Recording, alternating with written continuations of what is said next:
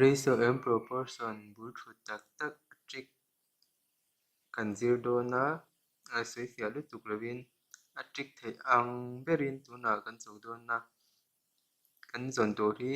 khoi pakhat na hianin a le c ratio ania pahnih in a b c ratio ni chuwangin olsam thei ang bera zon dan chu ti hian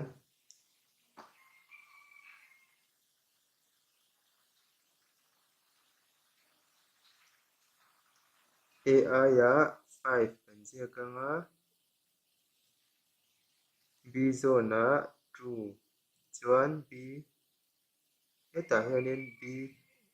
zona 3 kan ziak lenga c zona 4 chuan gun takin lo en ila helaya kan ti dan tu chu trik thei ang ber ani dawn awangin a b c hnuai 5 2 thleng awm ta 2 hi hetan kan zia belanga c hnuaiah chuanin 3 hi ama zawn ami 3 5 hnuaiin 3 hi a bul ami 3 chiang mil hin kan ziak anga chumi chu an zawn le zawn hi multiply vek tur tina kan multiply vek anga 5 le 3 multiply chu 15 alo ni a 2 le 3 multiply chu 6 2 le 4 multiply chu 8 alo ni chuan a question hi tuna chuan kan la tawng a le c chu a ya 15 an zawn ami zet lak tur ani a c ya 8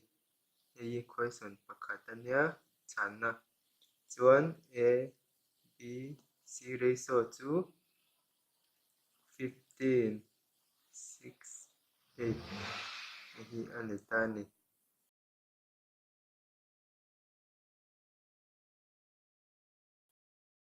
pakhat na nen khalin a dang lam thui ri tuk lowa c le d ron awm bela hetah chuanin a pakhat na kan chaw ang khalin a is to b is to c thleng ani ta pahnih nai chuan d kan zia bel lenga a kal dan phung zawng zawng kha chu a in ang vek ani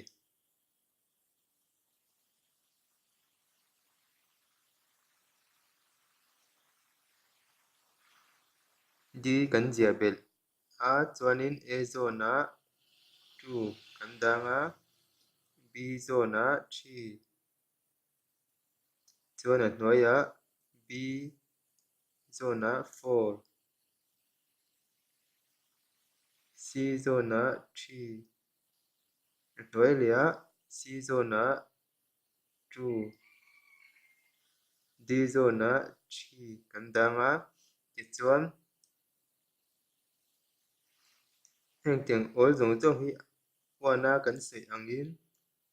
wana kha chuanin c thleng hi a awma 3 kan dah bela 3 pakhat hemi bul ami chuanin d lo awm bel pawn 3 ten kan dah tlang ve tho ang chuan hetah 3 awm awangin 3 kan danga chuanin hetah chuan dah 4 awm awangin 4 kan danga chuan hetah 2 chuanin 2 kan dah lenga chuanin heng ho zawng zawng hi a ro hianin kan pum tir vek ang 2 le 4 le 8 multiply chu 16 ania 2 4 3 multiply chu 24 18 3 3 are 9 27 chuan a question kan zawng thei ta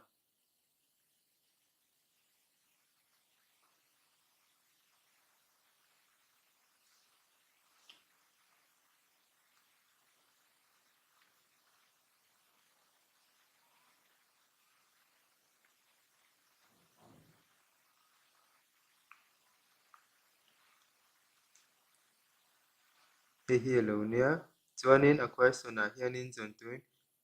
a le c ratio zawng ro emaw b le d ratio zawng ro pawh ti si engmah problem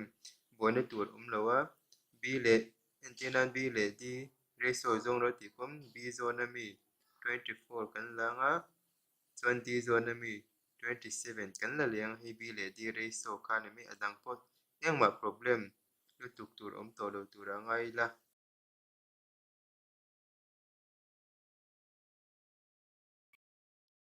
tuna chuanin reciprocal ratio le compound ratio so dan kan zir dawn ani ema saberim reciprocal tiom zia chu a let ling tina niam number hetia top hian hnuai hian one ang vek ani a chu wangin hemi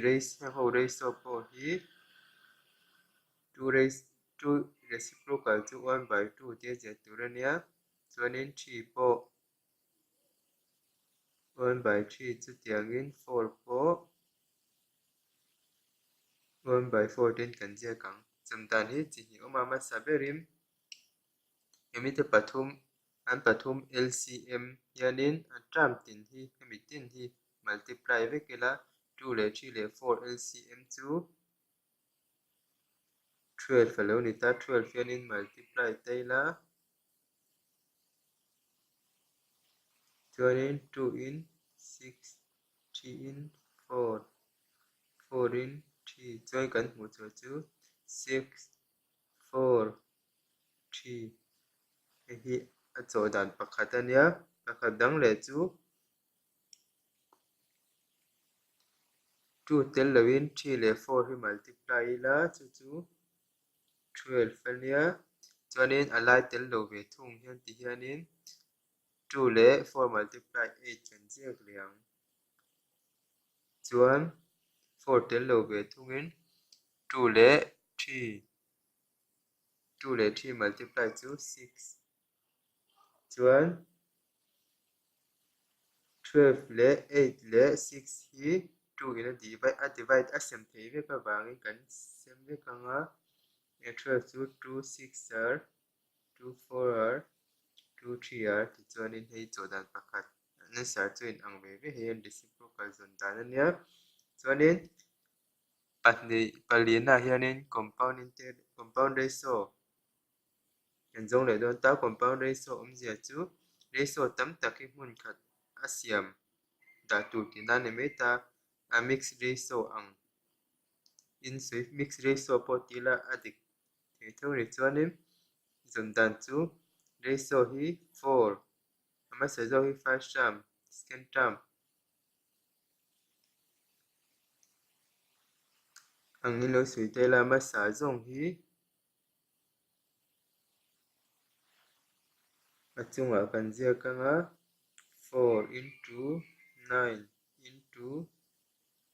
26 into 2 divided by ratio ni wangin 3 le 13 le 5 le 15 hi hnuai lamah kan ziak ang 3 into 13 into 5 into 15 multiply vek ani awangin kan chawp te ang kan cancel angin kat thei zawng zawng 3 in 3 3 are 9 13 in 13 2 chuan in kat thei chu 3 in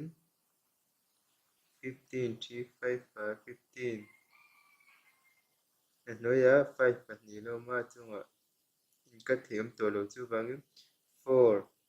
2 le 2 multiply chu 16 by